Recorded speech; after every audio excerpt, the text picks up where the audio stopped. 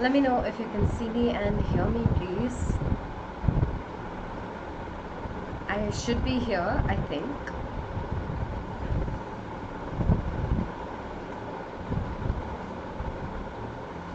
Checking to see if I'm here. Let me know if you can see me, if you can hear me. If I am sort of alive here. Or that.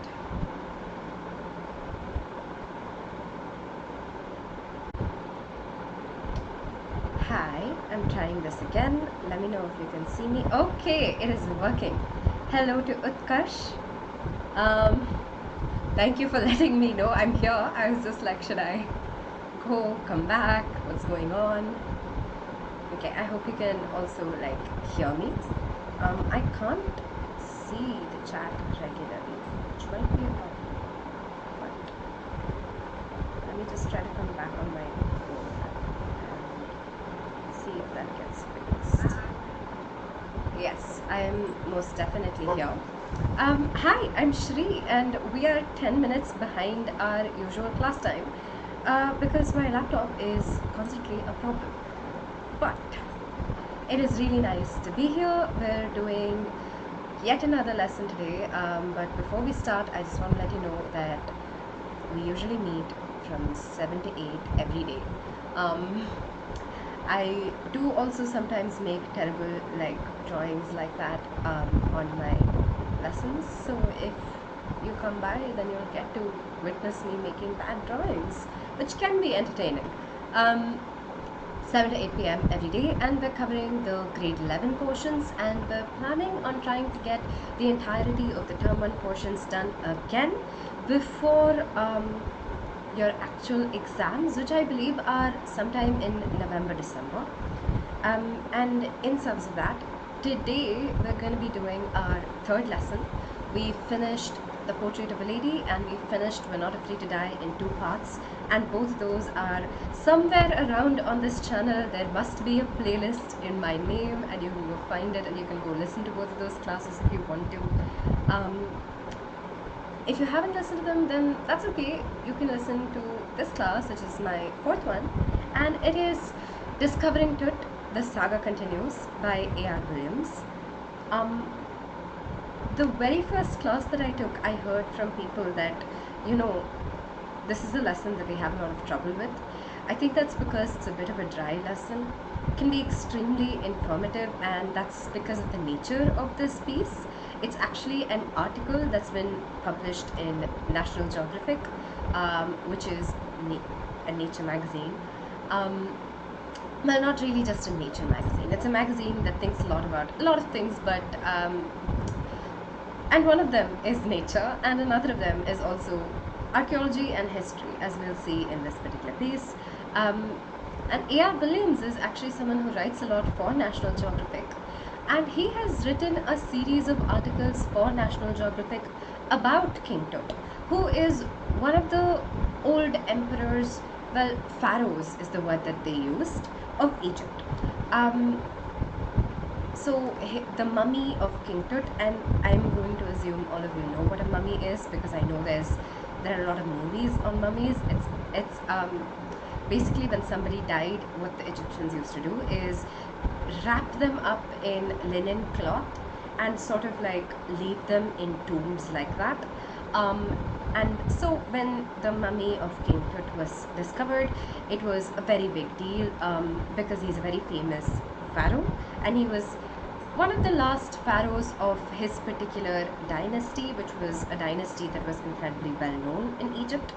So anyway, A.R. Williams writes like a bunch of like articles for National Geographic about Tut, and so that's where this part of the title comes into it. The saga continues. A saga is an epic, which is to say a story that is dramatic and big and has a lot of things to offer. And so when A.R. Williams says the saga continues, he's actually referring to the fact that there has been so much history to this discovery of Tut. So much has been going on. This has been a question Tut has been a person that people have been interested in for a really long period of time, and this is one of the milestone moments in people trying to like understand more about Tut. What happens in this article will sort of give us a lot more information about Tut, and by us I mean not you and me, but I mean archaeologists and history, right? So that's what he's referring to when he says the saga continues, but he's also referring to the fact that he himself has written a bunch of articles about it, and so in a sense he's continuing the stories that he's been writing about it also. Those are the two meanings of our title.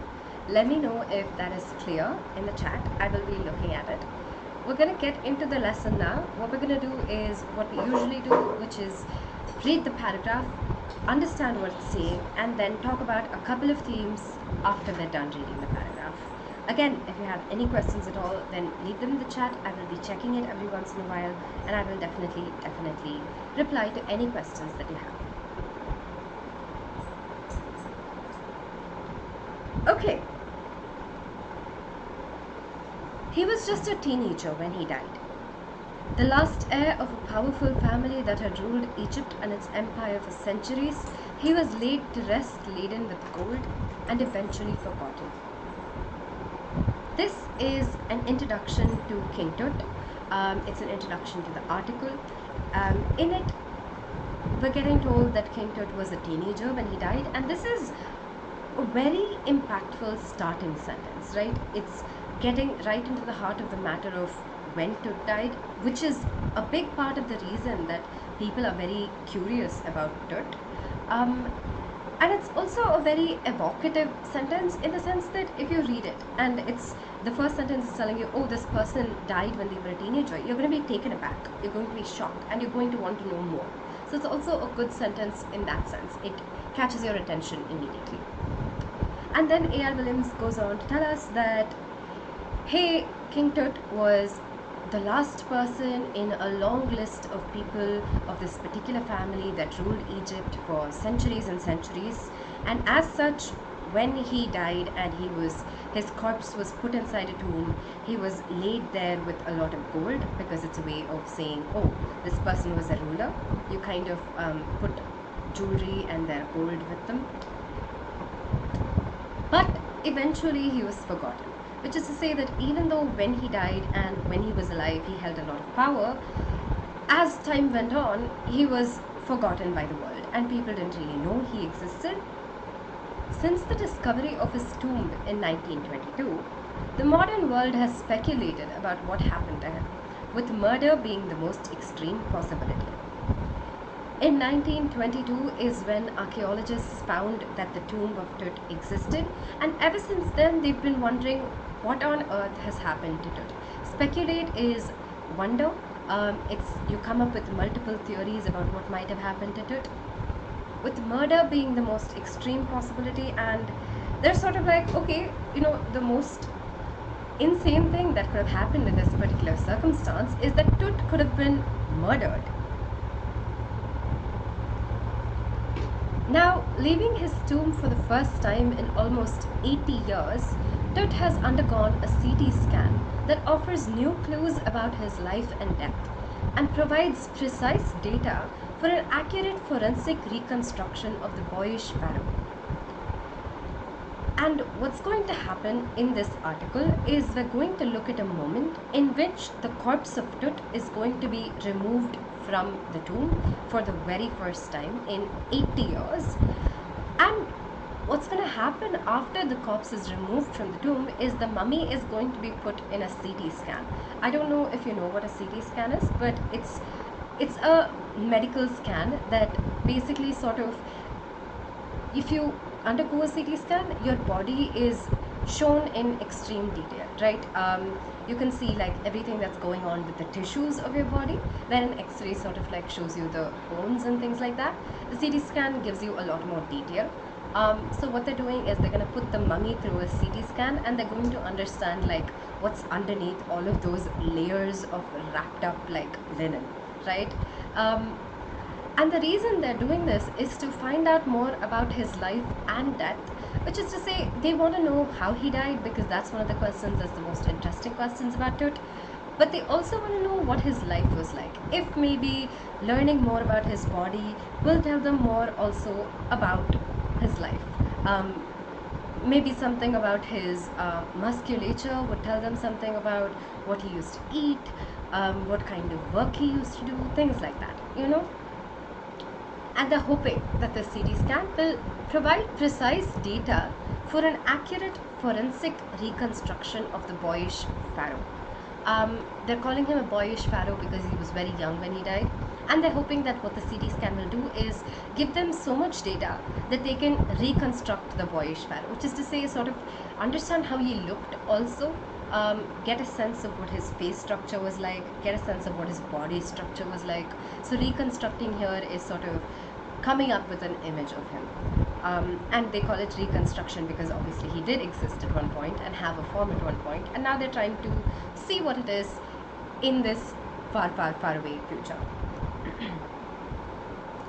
And the first thing that we get immediately from this paragraph is how the pyramids are meeting radiology. CT scans work using radiology, which is very much a present day technology, right? It didn't exist like back then in 1922. And so this entire story article is going to be kind of about this intersection of the past and the present, right? It's going to be about King Tut, but it's also going to be about very much modern day technology like the CT scan.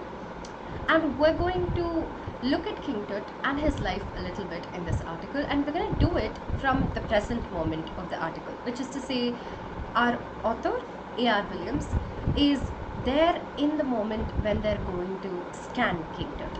And as they're scanning King Tut, he also gives us some background information on why King Tut is important. So that's what we're going to read, and let's get into that. An angry wind stirred up ghostly dust devils as King Tut was taken from his resting place in ancient Egyptian cemetery known as the Valley of the Kings. The Valley of the Kings is a particular space in Egypt in which the kings were buried, so it's known as the Valley of the Kings, but it's a cemetery because it's a burial place. Dark-bellied clouds had scudded across the desert sky all day and now were veiling the stars in cascade grey. So we enter the actual article and we get atmosphere. First we get this angry wind.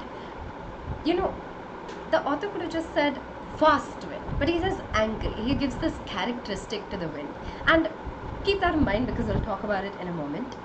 And he says that it stirs up ghostly dust devils. All of this is desert, right? So if there's a wind, then the sand is going to get stirred up, and so that's what's being referred to as a dust devil.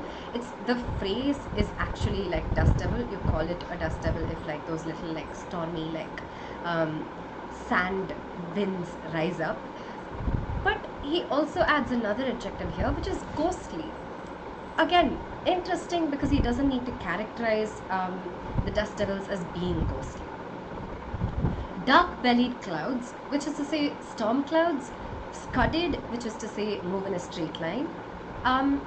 So these storm clouds, these dark clouds have been going across the desert sky all day, and now even the stars, which is to say it's become evening, are veiled in cascade grey.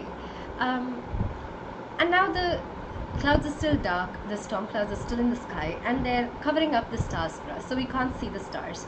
And instead, all you can see is like a grey sky. And the grey sky is referred to as cascade grey. And a cascade is the long rectangular box in which you put a dead body. So it's again a reference to the corpse that they're going to sort of remove. Sorry about that. But yeah, cascade grey is an interesting way of excuse me.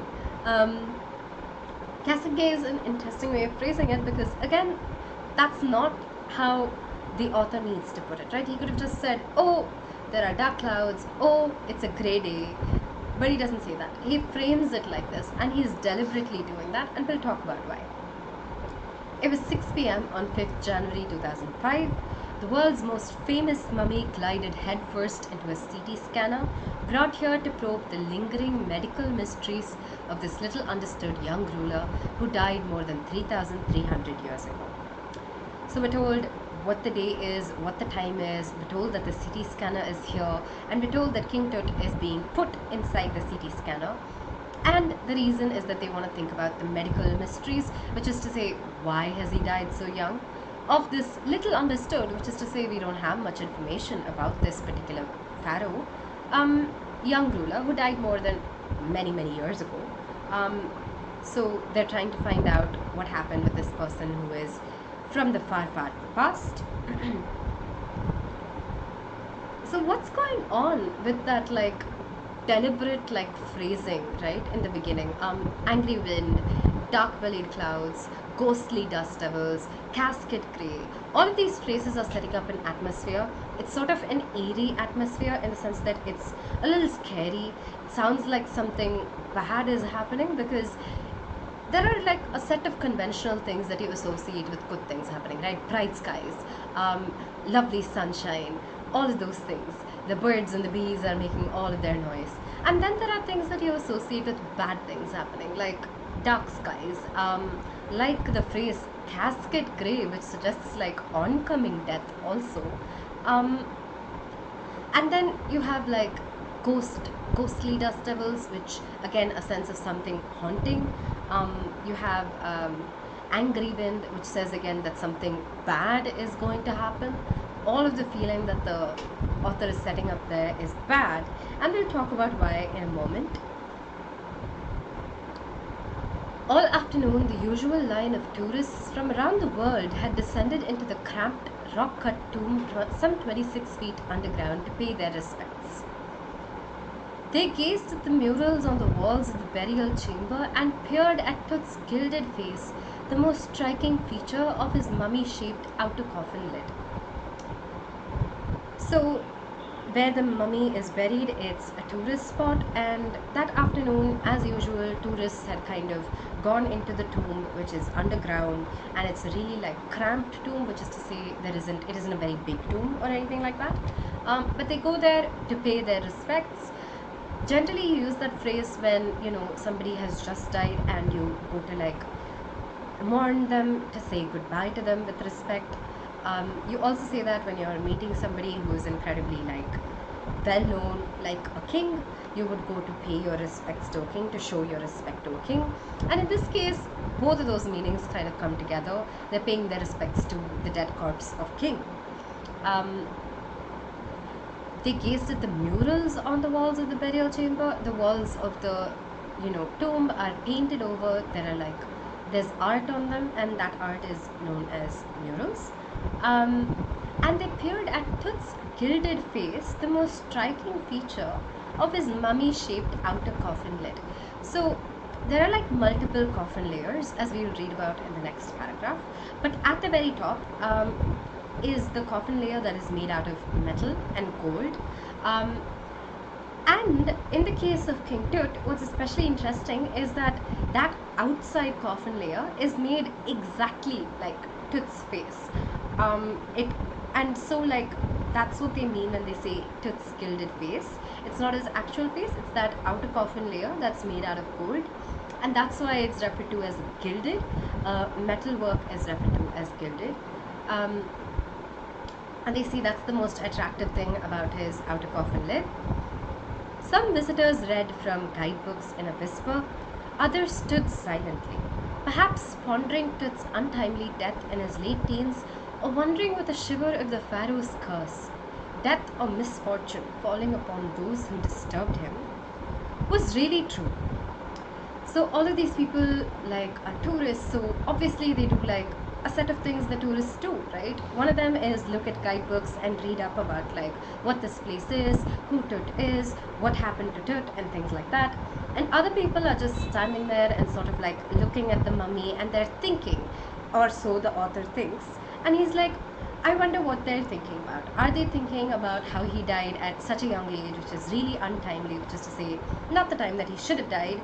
Or are they thinking about the Pharaoh's curse? And what is the Pharaoh's curse? It is this particular myth that if somebody moves Tut, if somebody injures Tut or disturbs him in his death, then that person, terrible things will happen to them, right? That's the Pharaoh's curse. And he's thinking that maybe one of the things these visitors could be thinking about is whether the Pharaoh's curse is true. And so he brings in like the Pharaoh's curse very like subtly, right? But it's an interesting thing. It's how it tells us something about how myths grow around like objects of interest. If there's something we can't explain, then we come up with some sort of an understanding for it. We come up with some sort of a story for it, right? And in the case of King Tut, what happened is that, well, a bunch of people did like previously work on him, and they were all archaeologists, and then they all fell ill. And they fell ill like many years after they'd worked on it. So there was no real connection between like their falling ill and bad things and removing the Pharaoh from his tomb. But still, this kind of myth cropped up. They were like, oh, maybe it's just that King Tut doesn't like to be disturbed in his resting place, and like they moved him out and stuff, and because of that, you know, terrible things happened to them. So that kind of myth grew up. And this is something very interesting about like human beings, which is that we want like stories about everything. The mummy is in very bad condition because of what Carter did in the 1920s, said Zahir, Secretary General of Egypt's Supreme Council of Antiquities, as he leaned over the body for a long first look. Zahir is the Secretary General, which is to say the head of Egypt's Supreme Council of Antiquities. Antiquities is things of the old age, and Zahir is the person who oversees this council, which oversees antiquities. And he's here because the council is working on King Tut now. And he says, oh, look at this mummy, it's in really bad condition because of something that another archaeologist did in the 1920s, and we'll find out what it is. And he leans over the body for a long first look, which is to say he leans over and he looks at the body for a really long time, because it's the first time he's getting to look at it. Carter, Howard Carter that is, was the British archaeologist who in 1922 discovered Tut's tomb after years of futile searching. So Howard Carter is the person we have to thank for all of us knowing that Tut's tomb exists. He found it in 1922. Its contents, though hastily ransacked in antiquity, were surprisingly complete. The contents of the tomb, which is to say, in the tomb, people used to place a lot of things, from gold to like ordinary things, and a lot of those things had been stolen in the olden times itself. But still, surprisingly, quite a lot of things remained in the tomb. They remain the richest royal collection ever found and have become part of the Pharaoh's legend. Stunning artifacts in gold, their eternal brilliance meant to guarantee resurrection, caused a sensation at the time of the discovery, and still get the most attention. So King Tut's tomb has some of the most extensive collections of gold. In fact, it's the richest royal collection ever found, which is to say that in this tomb is where archaeologists have found most gold, right, as compared to like the other people who are buried in the Valley of the Kings. And they've become a part of the Pharaoh's legend. They've become part of that entire like curse thing. That's the legend of the Pharaoh, which is that, you know, if you disturb Tut, then terrible things are going to happen to you, and if you take his jewelry away, then terrible things are going to happen to you. And they're beautiful golden things, and the eternal brilliance meant to guarantee resurrection. The Egyptians seem to have had a belief that the gold, which is eternally brilliant, which is to say it doesn't dull, it doesn't like dim in shine, that will ensure that Tut can come back someday. And that's why they like put so much gold there also. But anyway, the author is telling us about this not because of that interest in resurrection that the Egyptians had, but because the gold is what interested most people when like they found out that it existed. And he says even today most people care about like all this gold that Tut had. But Tut was also buried with everyday things he'd want in the afterlife. Board games, a bronze razor, linen undergarments, cases of food and wine. So the Egyptians also believed that whatever is buried with you is something that you can take with you into the afterlife. So when King Tut is buried, he is buried with everything that he could possibly want if he was going to live after death.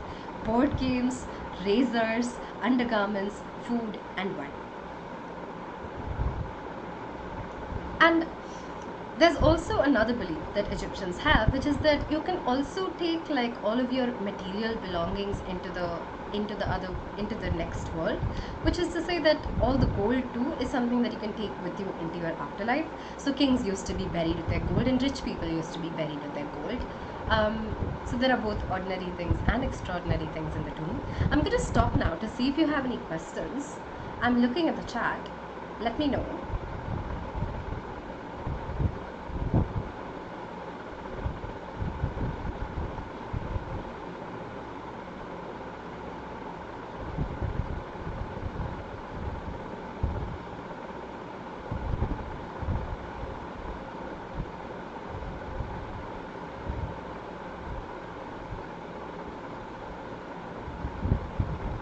I see no questions, so I'm gonna keep going, but you can leave me questions if you have any. I hope everything is clear.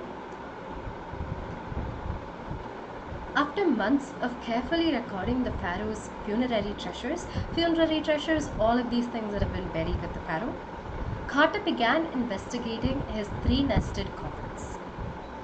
So first what Carter does is he makes a list of everything that's there in the tomb, and then he begins to actually look at the coffins, and there are 3 layers of coffins. Opening the first, he found a shroud adorned with garlands of willow and olive leaves, wild celery, lotus petals and cornflowers, the faded evidence of a burial in March or April. So he opens the first layer of the coffins, and there is a shroud, which is a cloth that he used to cover the dead, and there are all sorts of garlands on it. When people die, like, we leave flowers in their wake, right? Flowers are a way of expressing your sorrow for them, and sort of like it's a sign of respect that we still have today, and it was there back then in those times too. And the flowers and the leaves prove extremely useful to understand when the burial took place, and that's because different things bloom at different parts of the year. So based on what the things were that were on the shroud, people can guess when it was that Tut was probably buried. And that's kind of how archaeology works all the time. You have some sort of evidence and you draw it to conclusion, right? When he finally reached the mummy though, he ran into trouble. The ritual resins had hardened, cementing Tut to the bottom of his solid gold coffin. No amount of legitimate force could move them, Carter wrote later. What was to be done? So when he opens the other 2 coffins and he reaches the actual mummy, he runs into trouble because Tut is now stuck to the bottom of his coffin. Why has that happened? Because the ritual resins have hardened. What are these ritual resins?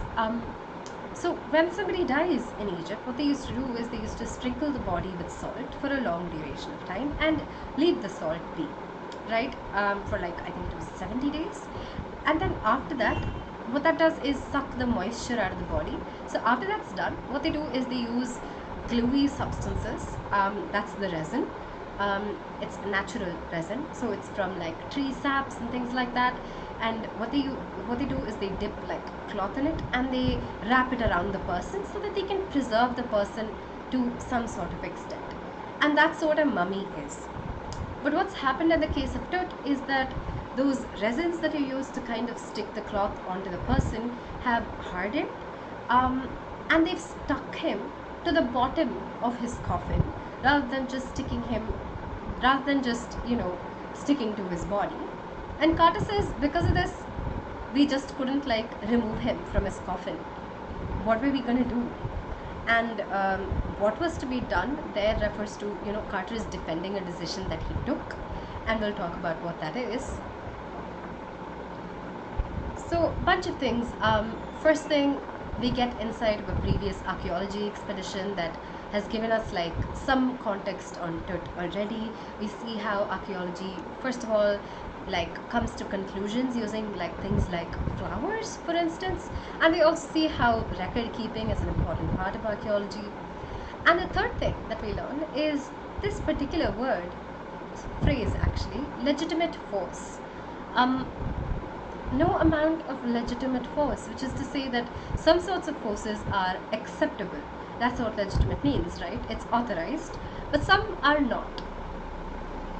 And that probably means that like there is a bit of a procedure to archaeology in the sense that they consider some things to be the usual things that you do and the usual things that are acceptable, and some things you're not allowed to do. It's like with science, really, or with any discipline, really. The sun can beat down like a hammer this far south in Egypt, and Carter tried to use it to loosen the resins. For several hours, he set the mummy outside in blazing sunshine that heated it to 149 degrees Fahrenheit. Nothing budged. So, Carter decides to use unusual methods to remove the mummy from the coffin. The sun is incredibly hot in Egypt, and so Carter decides that he's gonna put the coffin out in the sun and he's gonna see if the resin like melts a little bit. And he tries it out, but it doesn't melt. He reported with scientific detachment that the consolidated material had to be chiseled away from beneath the limbs and trunk before it was possible to raise the king's remains. He writes about this and he says, okay, so what we've got to do is we've got to chisel away, which means like chip away, slowly like break all of the resin that's there beneath the limbs of the mummy and the trunk, which is the body of the mummy, and only then can we like actually take the mummy out. In his defense, Carter really had little choice. If he hadn't cut the mummy free, thieves most certainly would have circumvented the guards and ripped it apart to remove the gold. In Tut's time, the royals were fabulously wealthy, and they thought or hoped they could take their riches with them. So, A.R. Williams is trying to explain to us that Carter really didn't have much of a choice in making this decision. If he hadn't like done what he did and chipped the resin off and cut the mummy up so that he could like take it out of the coffin, then even though there were thieves who were standing guard at the tomb, it's likely that thieves would have found their ways in and they would have sort of like torn the mummy apart to take all of the gold that it had on it, right? And then A.R. Williams tells us that the royals were really wealthy back into its time, and so they thought that they could take their riches with them into the afterlife. And so, for his journey to the great beyond, King Tut was lavished with glittering goods, precious collars, inlaid necklaces and bracelets, rings, amulets, a ceremonial apron, sandals, sheaths for his fingers and toes, and the now iconic inner coffin and mask, all of pure gold. So King Tut has like a lot of jewelry that's been put on him, and then like he's been mummified. Sheaths are like things that you put for like to cover and protect your fingers,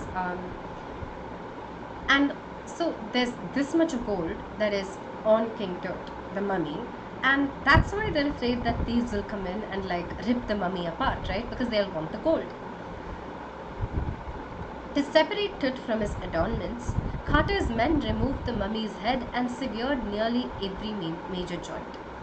Once they had finished, they reassembled the remains on a layer of sand in a wooden box with padding that concealed the damage. The bed where Tut now rests. So, what Carter does is he gets his men, which is to say the people that he's brought there to work with him, to remove the mummy's head, to cut off all the limbs of the mummy and remove all of that gold. And when they're done, they put the body parts back together in a wooden box, and they add padding, which is more cloth and some layers of like cloth-like material to like hide the parts where they've kind of made these cuts. And this is where Tut lies now, and this is the condition that Tut is in now, which is why Zahia was sort of like, look what Carter has done to Tut. Scientific detachment is the phrase we should look at here. It may be a bit of a tragedy to shred apart something that is so important, but in this particular case, there was really no alternative, and so they simply had to do it, and so they did it.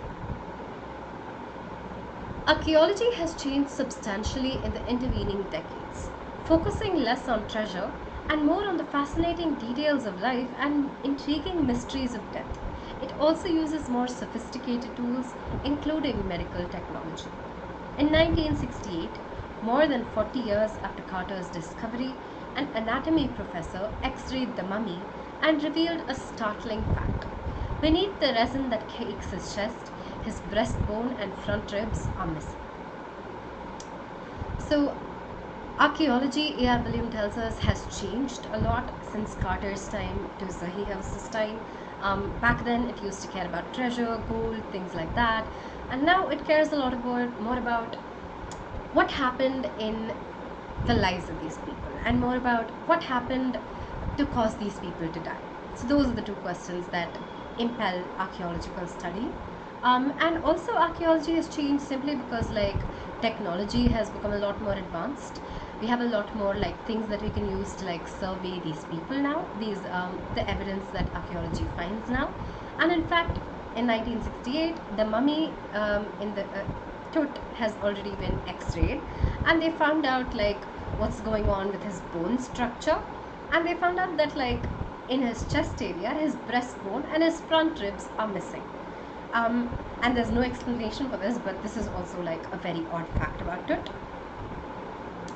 Today, diagnostic imaging can be done with computed tomography or CT, by which hundreds of x-rays in cross-section are put together like slices of bread to create a three-dimensional virtual body. What more would a CT scan reveal of Tut than the x-ray? And could it answer two of the biggest questions still lingering about him? How did he die? And how old was he at the time of his death? And now in the present day, in 2005, diagnostic imaging, which is to say the ways that medicine has of figuring out what specifically is wrong with a person and their body, has come a lot more ahead of the previous times. Back then it was x-rays, and now it's CT or computed tomography. And where, as we talked about, x-rays scan the bones, CT scans the body in a lot more detail and can help you recreate the tissues of the body as well. And so the questions really are, what will a CT scan tell us? Will it tell us more than the x-ray told us? And will it give us some kind of answer about when he died, what his age was back then, and how he died? And one key thing that we get from this is that advanced technology is, not only does it in this particular case give us the opportunity to learn more about the past, in general cases advanced technology allows every discipline to sort of expand the knowledge that it has, right? It allows us to learn more and to access more things that we couldn't access before we had that technology. King Tut's demise was a big event even by royal standards. He was the last of his family's line, and his funeral was the death rattle of a dynasty.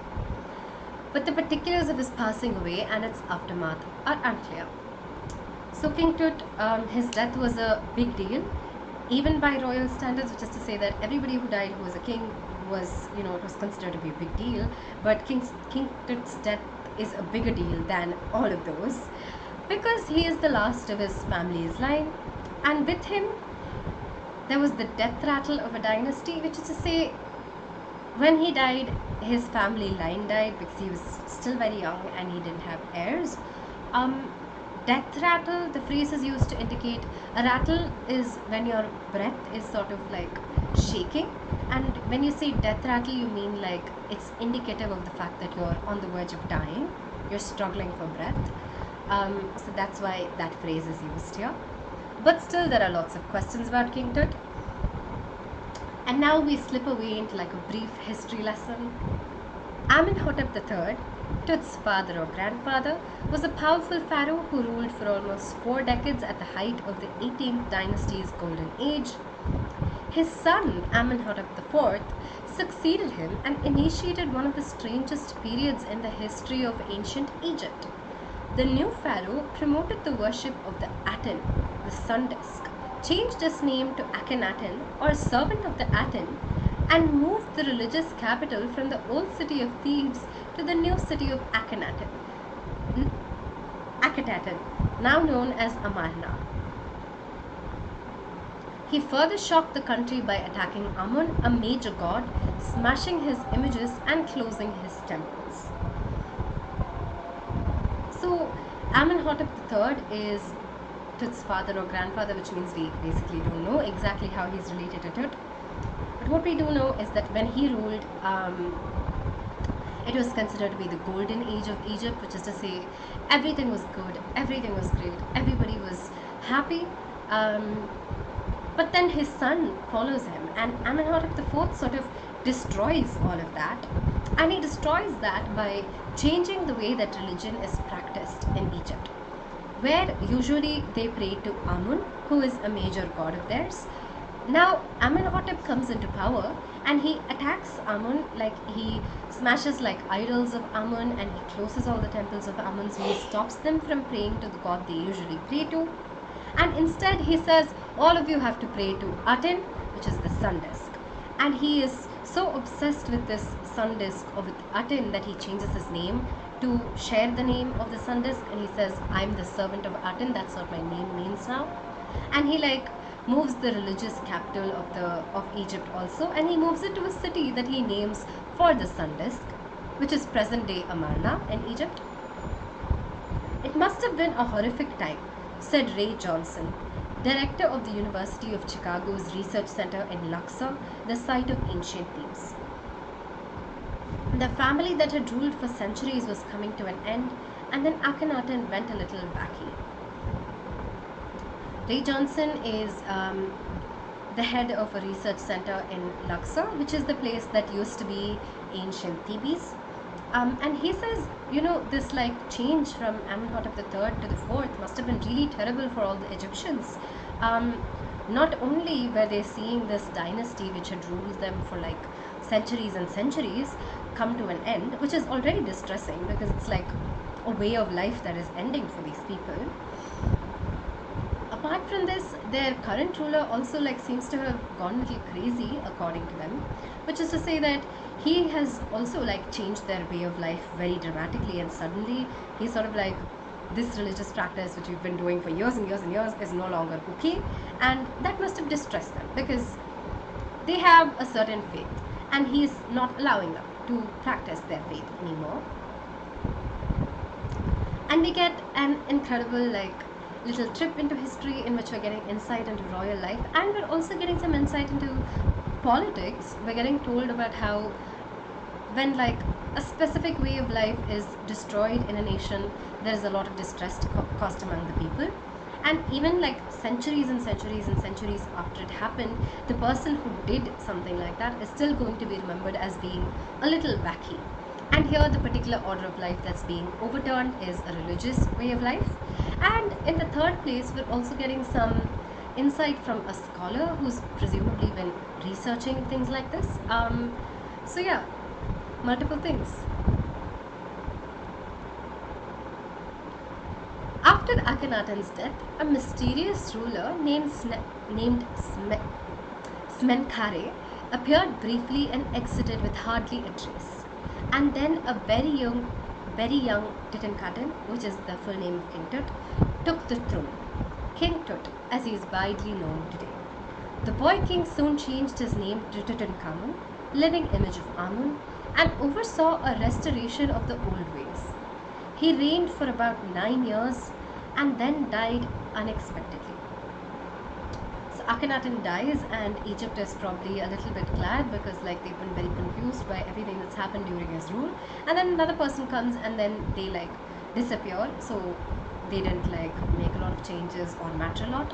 And then our King Tut takes the throne, and his name used to be Tutankhaten, but he renames himself Tutankhamun, which means living image of Amun, who is the god who Akhenaten didn't let these people pray to.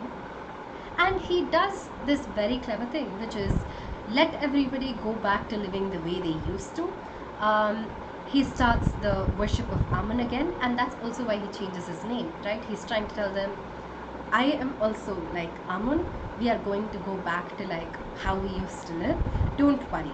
You know, it's an expression of like comfort. It's an expression of I am something that you know and that you like, and that, and I am a guarantee that like our way of life as we used to know it will come back to being. And he exists for 9 years and then he dies. So a thing that we get from this passage is, well, Tutankhamun changing his name like that, it's very clever, right? It's after a period of instability, it's after a period when people are distressed, and he comes in and he's offering them reassurance. And that is a very clever tactic, because that's a sure way for them to support him. You know, if say people have been practicing something for a really long time and somebody takes it away from them, and then somebody comes back and gives it to them, they are really going to appreciate the person who gives it back to them. And Tutankhamun goes out of his way to give it back to them, even renaming himself to indicate that he's going to give it back to them. Regardless of his fame and the speculations about his fate, Tut is one mummy among many in Egypt. How many? No one knows. The Egyptian Mummy Project, which began in inventory in late 2003, has recorded almost 600 so far and is still counting. So even though King Tut was very famous back when he was alive, and though he is very famous now because a lot of people are still very, very curious about what happened what happened to him, he's only one of like many, many mummies in Egypt, and we don't know how many. The Egyptian Mummy Project began an inventory, which is a list of all the mummies that exist, in 2003, and it's counted 600 so far across 2 years of time, because this article is set in 2005, and it was still counting back then. There might be like a full list now if you all want to go looking for it. The next phase, scanning the mummies with a portable CT machine donated by the National Geographic Society and Siemens, its manufacturer. And now what they're going to do is they're going to scan all the mummies with the CT machine that they've gotten, and they've gotten it from National Geographic Society, and that tells us why it's in National Geographic magazine, this particular thing. And they've gotten it from Siemens, which is the manufacturer of the CT machine. King Tut is one of the first mummies to be scanned, in death as in life, moving regally ahead of his countrymen. And King Tut is going to be one of the very first mummies who is going to go into the CT machine.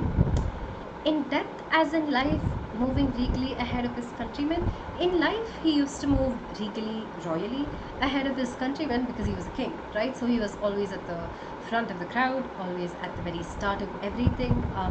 If people saw him, then they'd like part ways to let him go first. And just like that, now that all of them are dead, he's still going to be the first one who is scanned, so he's still first in line. A CD machine scanned the mummy head to toe, creating 1,700 digital X-ray images in cross-section. Tut's head, scanned in 0.62mm slices to register its intricate structures, takes on eerie detail in the resulting image. So the CT machine scans the mummy. There are like 1,700 digital images that are sort of like being generated and put together by the machine. They scan the head in extreme detail so that they have like, because like the head has a lot of like features on it, and then they find that it's appearing in eerie detail. And why does the author call it eerie? It's because this person has died like so many years ago, but now having CT scanned them, you can still see what their face looks like. So that happens. With Tut's entire body similarly recorded, a team of specialists in radiology, forensics, and anatomy. Anatomy is bodies, the way the body is built. Radiology is for the CT machine, which works on radiology. Forensics is people who kind of try to make sense of things long after like the things have happened. So bunch of specialists across fields are working together. They've recorded the entire like body of Tut in detail, and now they're began to probe the secrets. And so now they start studying the body that the winged goddesses of a gilded burial shrine protected for so long. What does that mean? The winged goddesses of a gilded burial shrine. The gilded burial shrine is the metal coffins. Winged goddesses. There are all sorts of murals all around, right? But also on the coffin, probably like there were carvings, engravings, and engravings of winged goddesses, maybe. Um, and so, what A.R. Williams is trying to tell us here that for so long, all of these secrets were hidden away underneath all of these carvings, and now we'll finally get to know what they are. But he frames them in this particular way. The winged goddess is protected for so long, and that's deliberately mythical language. He is trying to make it sound like, oh, this is an extremely curious moment in history. This is a long-lasting mystery that we've had about King Tut, and the goddesses themselves have been protecting it. There have been so many rumors about what these goddesses have been protecting, but now we will finally find out. The night of the scan, workmen carried Tut from the tomb in his box. Like pallbearers, they climbed a ramp and a flight of stairs into the swirling sand outside, then rose on a hydraulic lift into the trailer that held the scanner. So we know that King Tut's tomb is underground, so workmen carry him up to the trailer, the van that has the scanner, which is outside the tomb and not underground. So this is describing how they carry him up, and they describe this as though the workmen are pallbearers, and pallbearers are the people who carry when a body is dead and they put it on a stretcher, 4 people pick up the stretcher and they carry it to where it's going to be buried or cremated. And so these workmen are being compared to the pallbearers because they're carrying the dead body. So they carry it up. 20 minutes later, 2 men emerged, sprinted for an office nearby, and returned with a pair of white plastic fans. The $1 million scanner had quit because of sand in a cooler fan. So they put the body of Tut into the scanner, but then 20 minutes after that, 2 people sort of run out from the trailer that has the scanner in it. They run for an office that's nearby, and they come back with plastic fans because the $1 million scanner uses cooler fans to run, and it stops working because sand, which is plentiful in the desert, has gotten into the fans, and so they need other fans to put in place of those fans. Curse of the Pharaoh, joked a guard nervously, and one of the guards nearby is sort of joking. He's like, haha, it's the curse of the Pharaoh, we disturbed him, and so misfortune is happening to us too. Except he jokes it nervously. This is a completely explainable incident. There's so much sand in the desert. Of course, some of it may have gotten inside the scanner, but it's still unexpected. They didn't think this was going to happen, and clearly they have to suddenly deal with it by running for these fans, right? And so they make these nervous jokes because the nervousness is because they're worried. What if it's really real?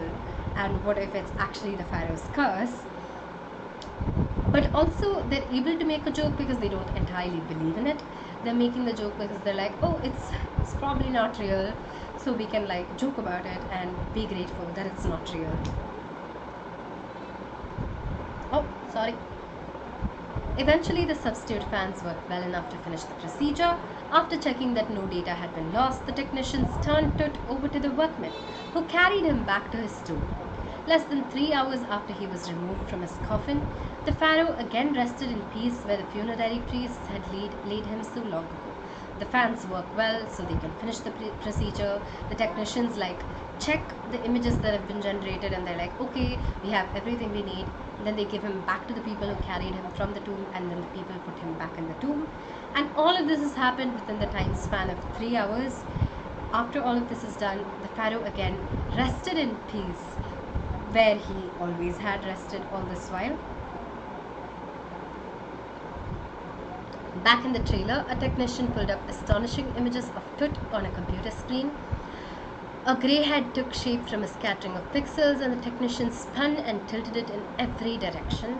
Neck vertebrae appeared as clearly as in an anatomy class. Other images revealed a hand, several views of the ribcage, and a transection of the skull. So in the trailer, one of the technicians running the CT scan pulls up the images that have been generated from it, and they're astonishing images, which is to say they're incredible to look at. They're in that much detail.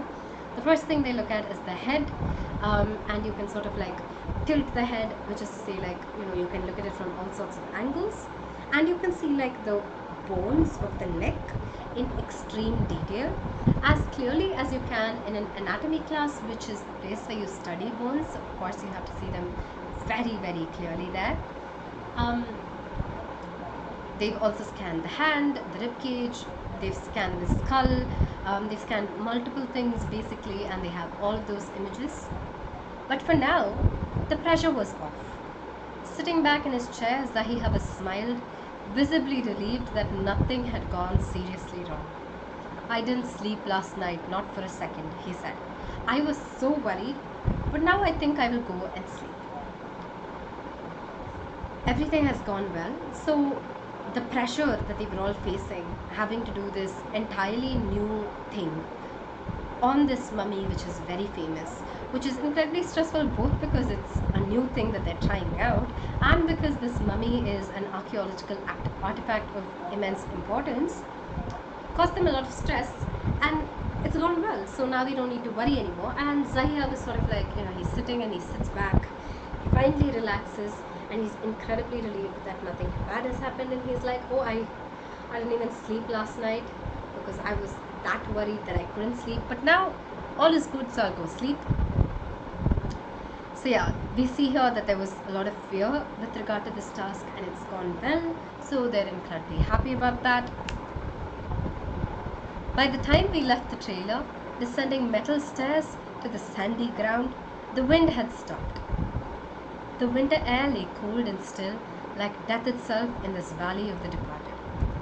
Just above the entrance to Tut's tomb stood Orion, the constellation that the ancient Egyptians knew as the soul of Osiris, the god of the afterlife, watching over the boy king.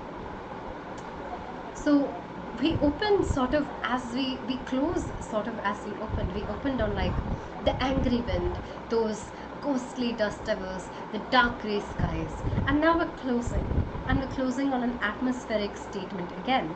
And what's happening here is the wind has stopped, so the opposite of the angry wind.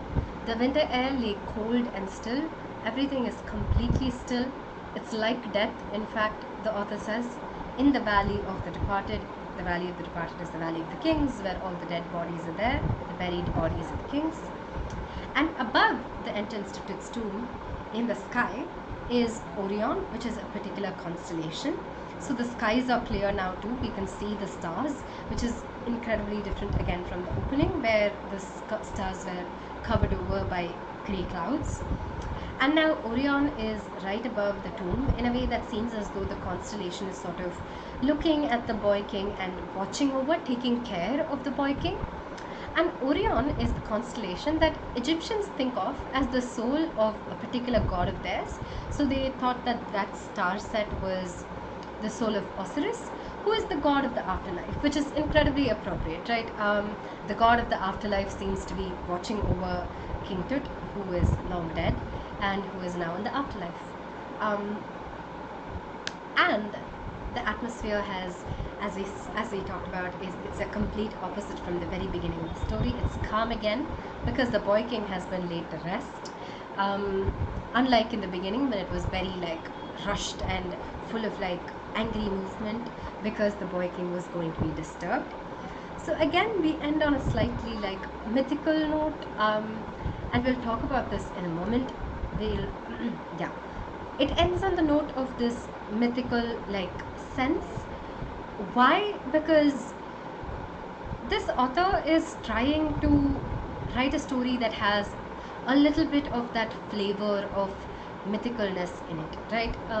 We have the legend of the Pharaoh coming to us in the middle of the story. We have how the legend of the Pharaoh seems to like exist in this story also. When they remove the boy king, everything seems to be really scary, and when they put him back, everything has calmed down again. So that thread of legend also like runs through this story. themes.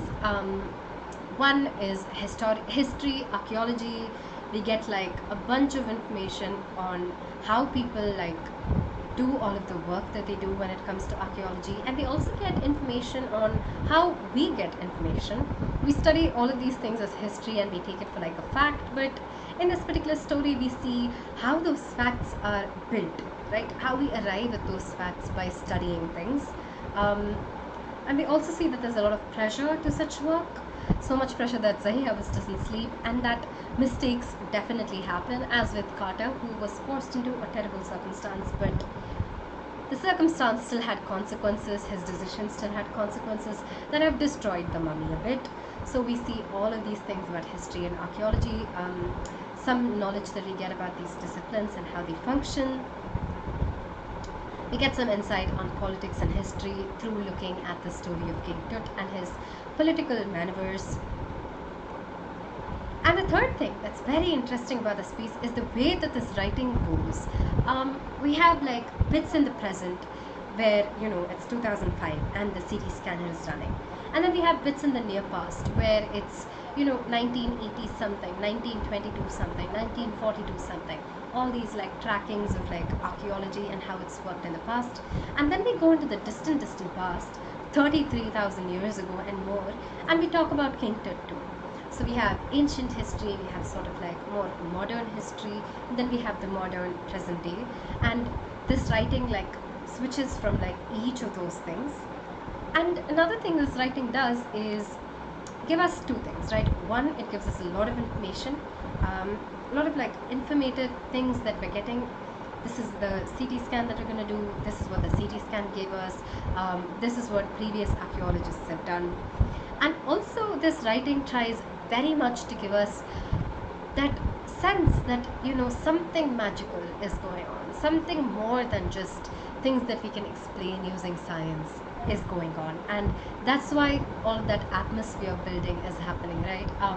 Angry winds, still wind, Osiris watching over the soul of Tut.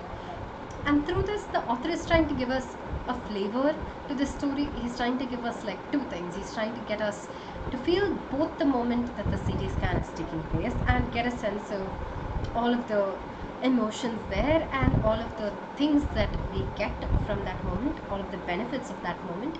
And he is trying to give us a flavor of ancient Egypt also, and the beliefs that they had, which would go very much in line with things like the god Osiris watching over Tut's soul and winged goddesses protecting the secrets of her body.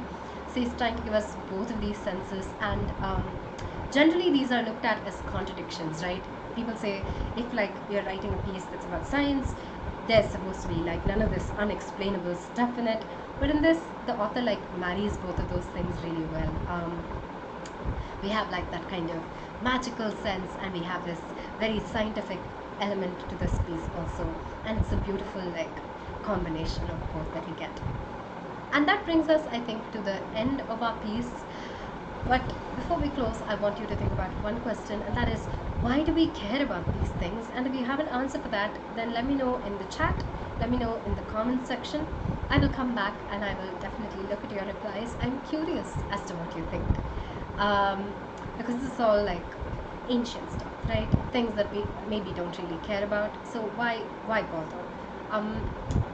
Some of this lesson was trying to get us to think about why we bother also, and I hope it has helped you think about why we bother, but I'm curious about what your answers are basically, so let me know. All that said, thank you for being here with me today. I want to let you know hello to Sardar. It was nice to have you here for the brief like moment that you were here, I think. I want to let you know some things about Unacademy. First things first, there is something called Combat that Unacademy does. I don't have the slide up right now, but the slide should be, the link should be somewhere in the description box below. You can like, there is a test that basically happens and it gives you the chance of like winning like a lot of scholarships, basically worth a lot of money, and it's absolutely free of cost. It happens on 25th September from my knowledge. I will give you more details about this tomorrow properly. But yeah, it's called Combat, and you should join it just because it's a great chance for you to revise, and also a great opportunity. It costs you nothing and it gives you lots of benefits. So consider signing up for the test, Combat. Also consider downloading the Unacademy app. It has a lot of really nice features on it. It's very useful.